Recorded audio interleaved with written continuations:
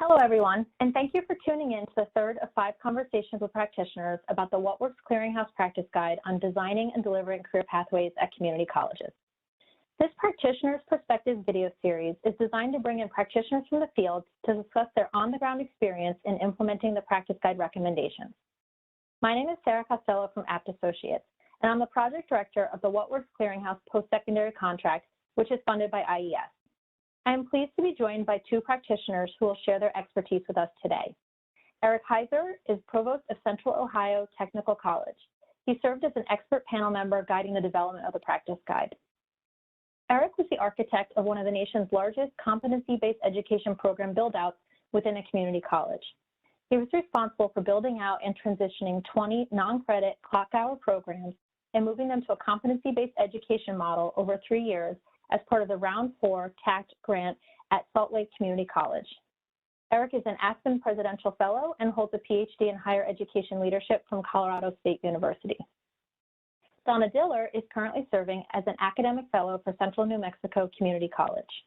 In her current role, she is leading an initiative reimagining academic affairs. Prior to the fellowship, Donna was Dean of the School of Business and Information Technology. She has been an integral part of several teams across the college, creating fast tracks and competency-based education programs. An industry partnership with the Western Association of Food Chains played a major role in the development of these programs at Central New Mexico Community College. Welcome, and thank you both for joining me today. Before I turn the time over to Eric and Donna, I want to briefly introduce Recommendation 3 and its evidence rating. The third recommendation in the practice guide is to offer flexible instructional delivery schedules and models to improve credit accumulation and completion of non-degree credentials along career pathways. Most adult learners must balance their education and training with jobs, families, and other obligations. Flexible delivery of instruction can help students combine college with other commitments so that they can access and progress along career pathways. Flexibility in instructional delivery can include evening or weekend courses, multiple course sections or block scheduling. It can also include use of technology to provide online or hybrid learning formats, awarding credit for prior learning experiences, or using alternative methods of assessment such as competency-based assessments. The What Works Clearinghouse staff and expert panel assigned Recommendation 3 a minimal level of evidence, which means the evidence may not meet What Works Clearinghouse standards or may exhibit inconsistencies. However, the panel determined that the recommendation should be included because the intervention is based on strong theory, is new and has not yet been studied, or is difficult to study with a rigorous research design. This rating was based on 6 studies of interventions that include flexible instructional delivery models. 5 of the 6 studies meet What Works Clearinghouse group design standards without reservations, and the other study meets the standards with reservations. For each recommendation, the practice guide provides details about the recommended practice, including how the panel arrived at the level of evidence rating, guidance about how to carry out the recommendation, potential obstacles and solutions, and tools and resources to support carrying out the recommendation. Today, we will focus on the how-to section of the practice guide. The practice guide offers 5 steps to carry out Recommendation 3. The first how-to step is to assess the institutional readiness and resources needed to offer flexible scheduling and/or instructional delivery models. This requires coordination among the administrators and faculty to modify course schedules.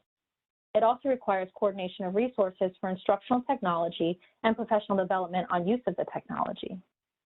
The second is to tailor flexible course schedules and instructional models to diverse student needs and instructional preferences. Community colleges can use various strategies to maximize flexible scheduling, such as block scheduling, evening and weekend course offerings, and self-paced online modules. The third how-to is to provide training and support to instructors developing flexible instructional delivery models. Delivering hybrid, online, and flipped classroom formats requires skill sets that extend beyond those in developing more traditional courses. Therefore, earmarking resources to offer professional development in these areas is important for setting faculty up for success. The next how-to is to use acceleration strategies, such as prior learning assessments and competency-based education, to reduce the time between students' pathway entry and their attainment of non-degree credentials. Acceleration strategies can be applied to instructional as well as structural aspects of career pathways. These strategies include offering contextualized and integrated basic skills instruction, awarding credit for prior learning, and engaging students in a competency-based education model. And finally, the panel suggests colleges should continuously monitor and respond to students' needs regarding flexible course offerings and delivery modes. This step focuses on making sure that policies and processes established are truly benefiting students. Are students accessing the courses they need to progress toward credit accumulation and credential attainment? Do students have the necessary technology to connect to hybrid and remote courses? If not, what can the college do to respond to student needs? Now that I've provided a quick summary of the 5 steps on how to implement recommendation 3, I'd like to turn the presentation over to Eric and Donna, who will bring this recommendation and the how-to steps to life by sharing examples from their experiences offering flexible instructional delivery at their respective colleges. Thanks, Sarah. Happy to be here and happy to be joined by Donna, because I think she's got some very interesting perspectives and experience with regard to CTE programming, especially with regard to the tailored needs of employers. And when we talk about flexible engagement and the need to meet students where they are with regard to their schedule and needs. So Donna, I'd like to start there. Could you just tell me from your perspective where CNM developed or came from, the flexible models, how those models came about? Sure, and thanks for the opportunity to be here with you all today.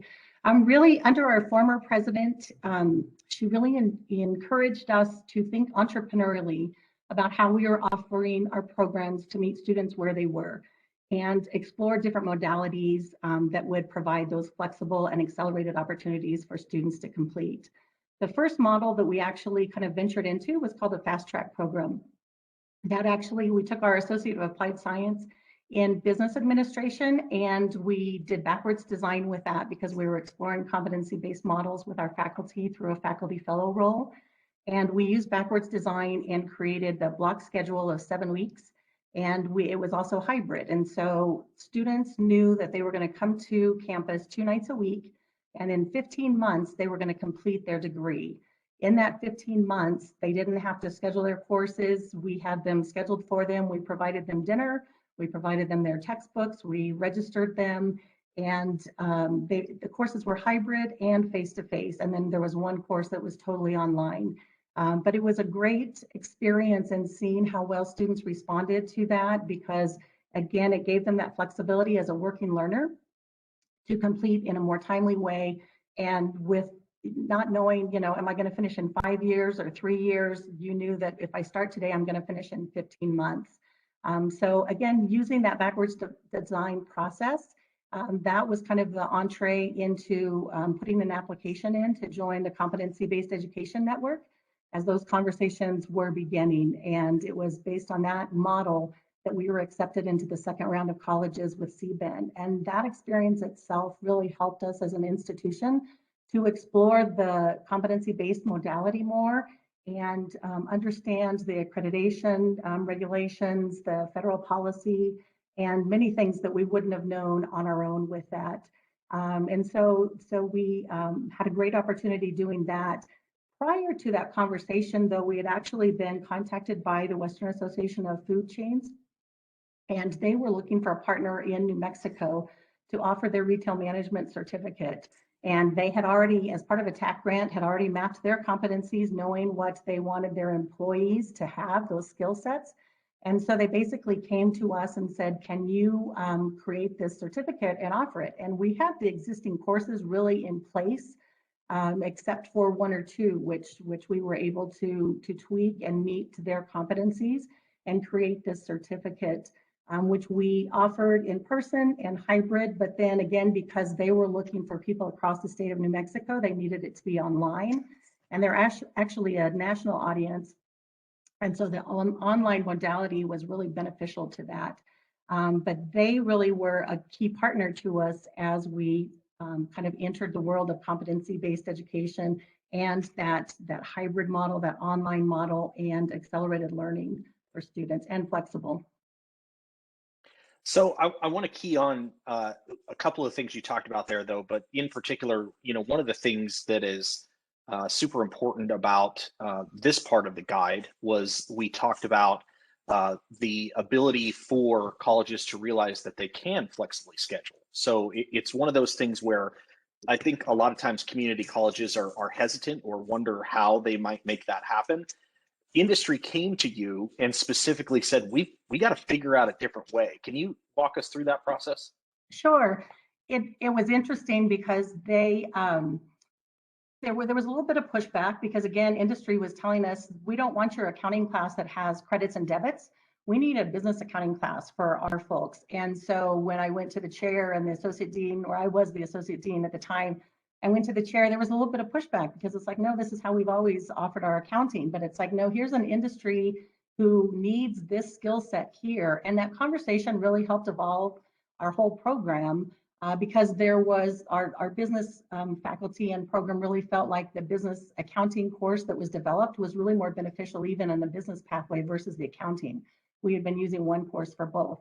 So the pipeline and the relationship that we developed with the WAFC is I think key to those kinds of industry partnerships that where you're really meeting the industry needs. That's what we're here to do, right? Is to make sure that we're educating the workforce or what's needed once they graduate. So it's been a great opportunity to work with them. I think in such a crucial point there as well. Again, we talk about this idea of the flexibility and that industry looks to, especially to community colleges, to say, look, you guys can be nimble, you can be flexible. Now let's make something work. And I think really community colleges that are willing to do that are going to win the day for sure. So I want to drill down into, as you started this process, I think one of the things, again, really probably in the last 10 to 15 years, but something that those of us that have been in community colleges for any amount of time have heard a lot about, are pathways, right? We talk about guided pathways, just generally making sure that our students know from start to end how they're going to get to completion. But guided pathways, it certainly takes on many different iterations and many different forms. This was one that I think you all looked at, I would say very innovatively, and said, you know what, employers didn't necessarily come to us and say specifically that this is how they wanted it done, but you all designed a very innovative way for those pathways to exist across the gamut. Could you talk a little bit about that? Sure. So we developed, again, we had the hybrid model, we had the fast track model, we had the online model, we have our face-to-face regular courses. So it was offered in multiple modalities to meet those employers and our regular student needs. So while we work with that partnership with WFC, some employers have employees who want to really accelerate. So the competency-based model for them was very beneficial because they have overtime 2 weeks and they're not able to meet those standing deadlines of midnight, on a Sunday night to get the work turned in. So that flexibility is really beneficial to them. Other employers, their employees don't really want that same pace. They'd rather go in the traditional online. So we have that available as well. And I would say that while we're creating those pathways for the industry, we're also doing that open to all of our students right across the board. So it's been a great opportunity to try different modalities, see what works best. And we really, I would say, are in kind of our quality improvement process right now, and looking at, okay, for those students that this model didn't work, what is it that we need to do to where we can have a higher success and retention rate in that model? So again, we in education, faculty review their courses all the time. We do the same thing with these programs to see what is really meeting the needs for our students where they are, because students are at different places all along the way. The other pathway piece I would add in that along with, originally they just wanted the certificate, right? But as we've gone through this partnership and the program, they've come back and said, you know what, we have folks who don't have their degree.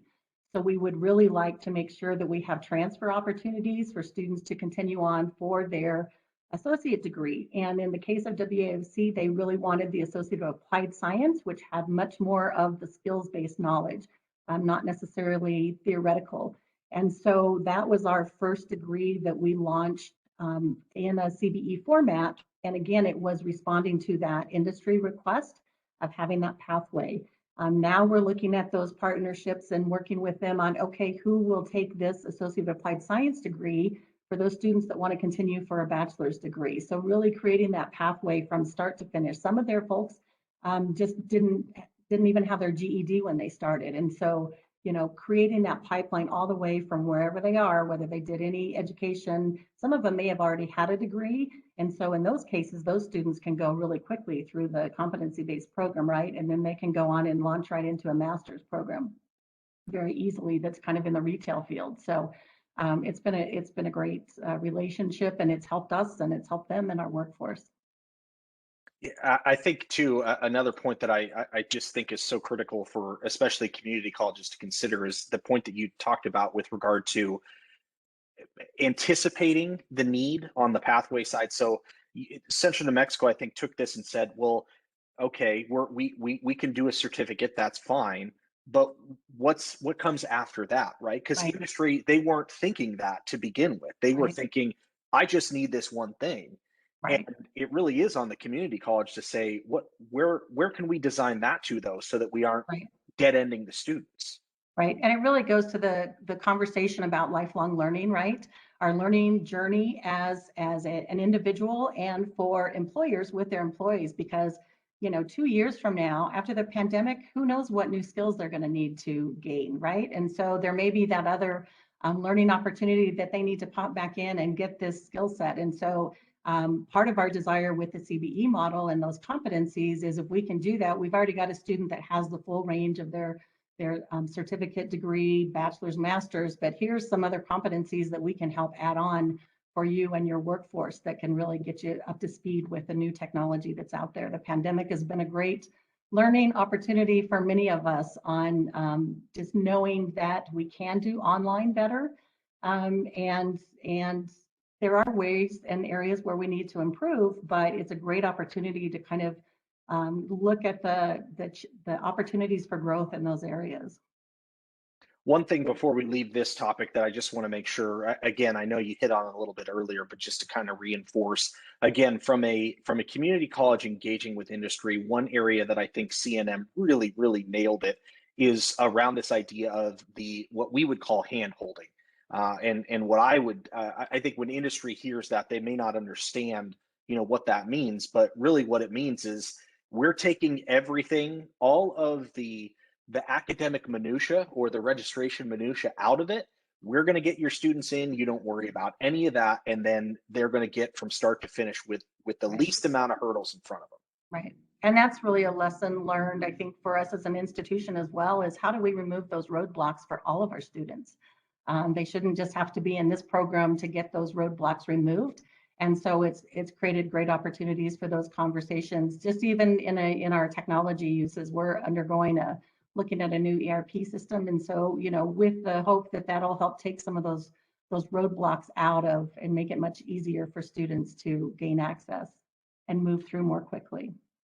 Great. I want to shift gears a little bit now, but I can remember one of the first conversations you and I had. We are certainly kindred spirits, but I remember that we were talking about a lot about what we were doing in Salt Lake with regard to non-credit to credit articulation. Mm-hmm. And I think you guys took that ball and ran with it. So maybe highlight how CNM does that non-credit to credit articulation. Sure. That is actually something we're still doing and building upon, but in 2014, right about there, again, with our entrepreneurial president's leadership, we created CNM Ingenuity, which is a 501c3 separate entity created under our state's Research Act Park. And so that's where we kind of can offer those different modalities and programming a little bit different than we do on the credit side. And so one of the first programs that we developed in that area was deep dive coding boot camps because of the need for that training and skill set. And so in doing so, students immerse themselves in the 40 hours a week for, I believe it's 8 or 10 weeks.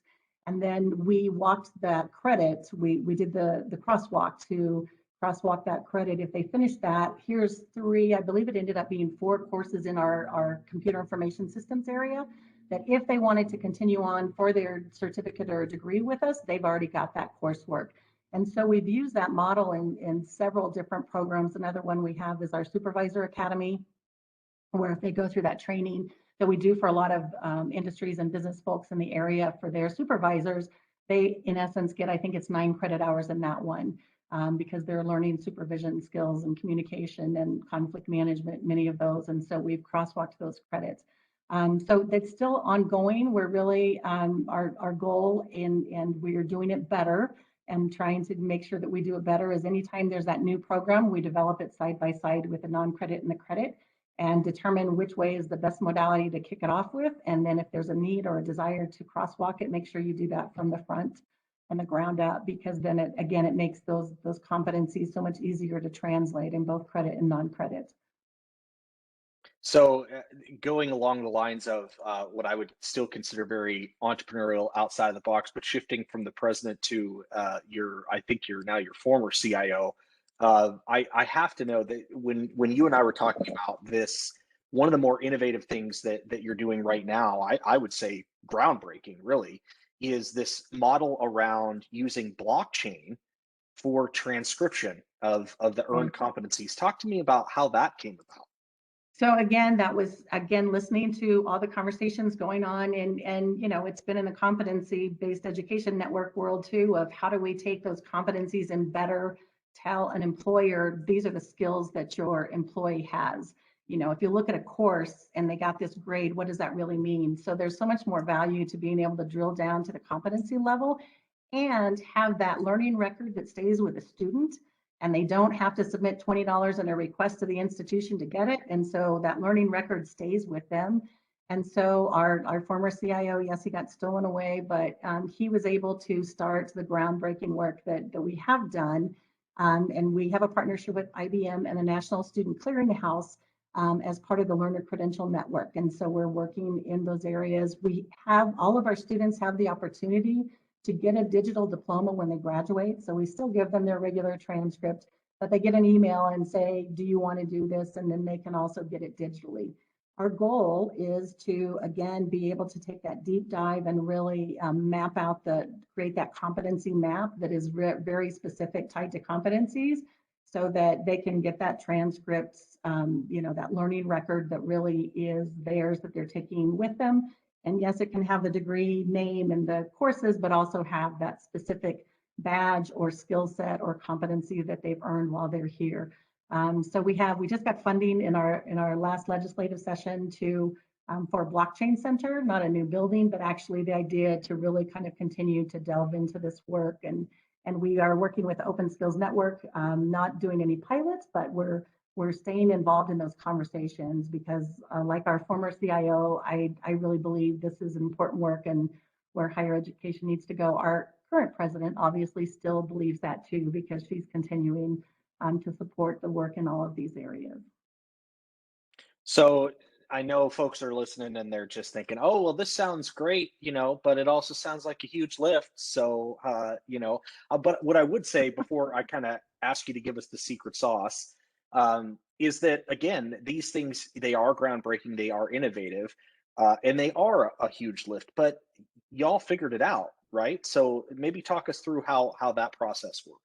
Sure, and I would go back to our participation in CBIN and the Competency-Based Education Network, and the guidelines and framework that was established, again, by practitioners in the field, really identifying what's needed for a successful program. First and foremost is you've got to have the buy-in of leadership at the top, right?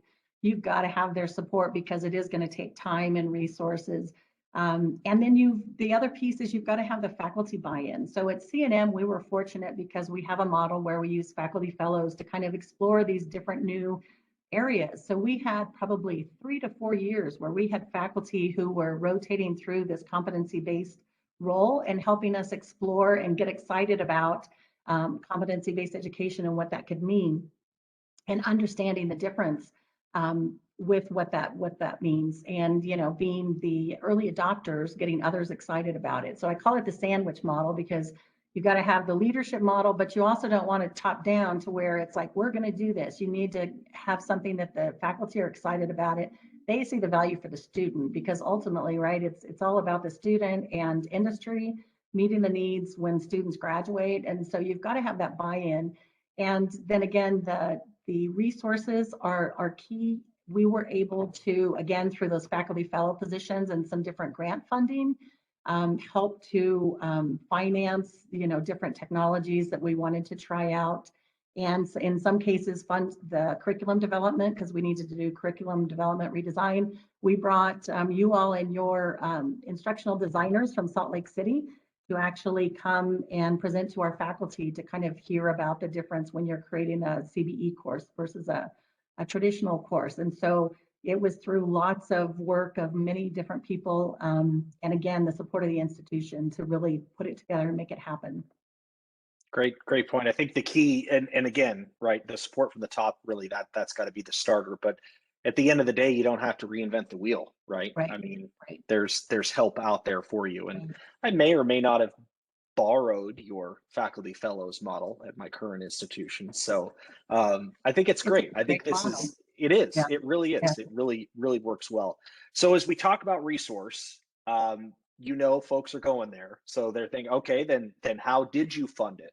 Talk to me about the different funds that you used for these types of projects.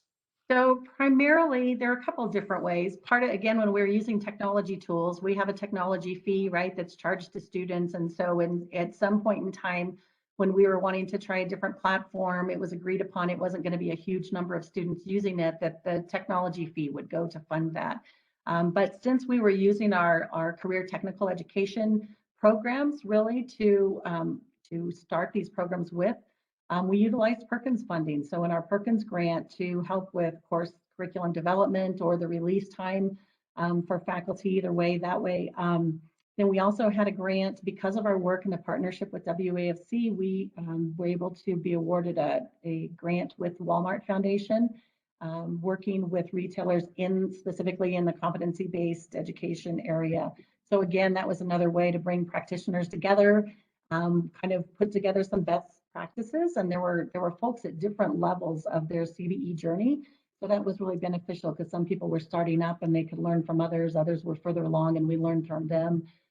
So I would just encourage folks to look at grant funding opportunities, especially right now.